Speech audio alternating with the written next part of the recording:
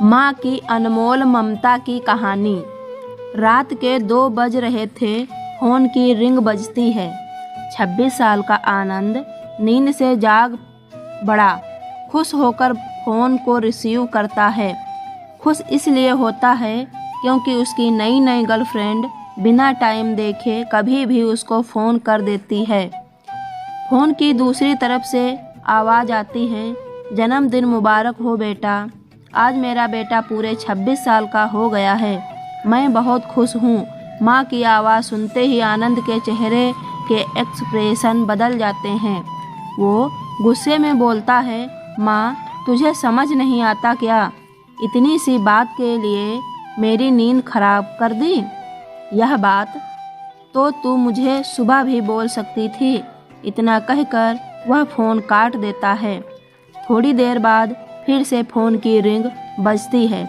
आनंद फिर से फ़ोन उठाता है और इस बार फ़ोन पर पापा होते हैं। आनंद इस बार आराम से बात करता है। थैंक यू पापा, आपने मुझे बर्थडे विश करने के लिए फ़ोन किया, वो भी इतनी रात को। पापा कहते हैं, नहीं बेटा, मैंने तुम्हें मुबारकबाद देने के लिए नहीं, बल्कि ये बताने के लिए फ़ोन किया है कि तुम्हारी माँ बिल्कुल पागल है। वो इतनी पागल है कि पिछले 1 महीने से मुझे हर दिन तेरा बर्थडे याद दिलाते आ रही है। वो इतनी पागल है कि तू हमसे सैकड़ों किलोमीटर दूर है, फिर भी उसने यहाँ पर खुद अपने हाथों से तेरे लिए केक बनाया है। ऊपर से ये जिद कर बैठी है कि जब तक तुझे विश नहीं कर देती तब तक ना खुद खाना खाएगी ना मुझे खाने देगी।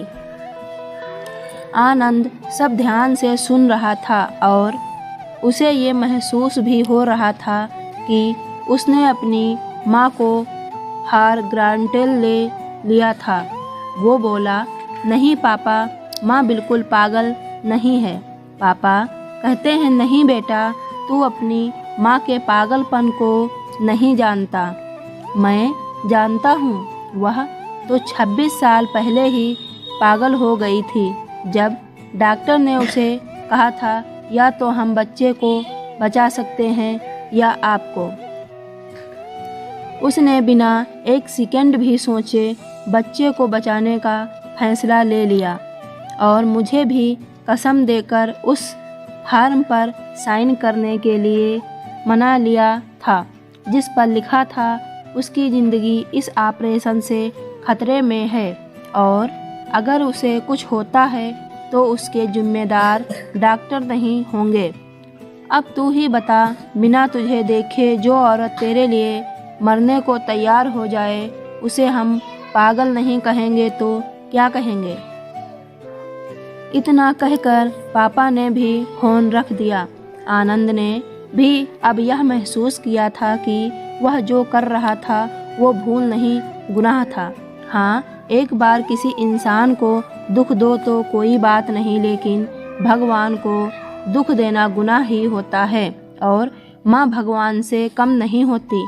पश्चाताप के आंसू उसकी आँखों से बह निकले। सवेरा होते ही आनंद अपने घर की ओर रवाना हो गया, अपने माँ बाप से माफ़ी मांगने के लिए।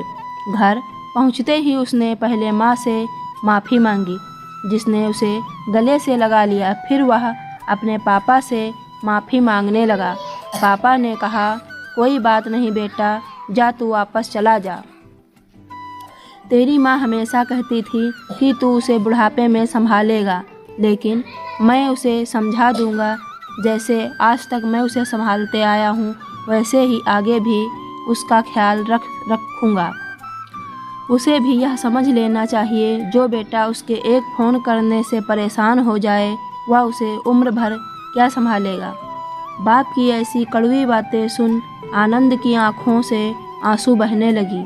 वो सर झुकाए अपने बाप के सामने चुपचाप खड़ा रहा। अपने बेटे को परेशान देख माँ आगे आती है और पापा को कहती है, जाने दीजिए, माफ़ कर दीजिए, हमारा ही बेटा है। माँ की ममता का मोल ना कोई लगा पाया था, ना कोई लगा पाएगा।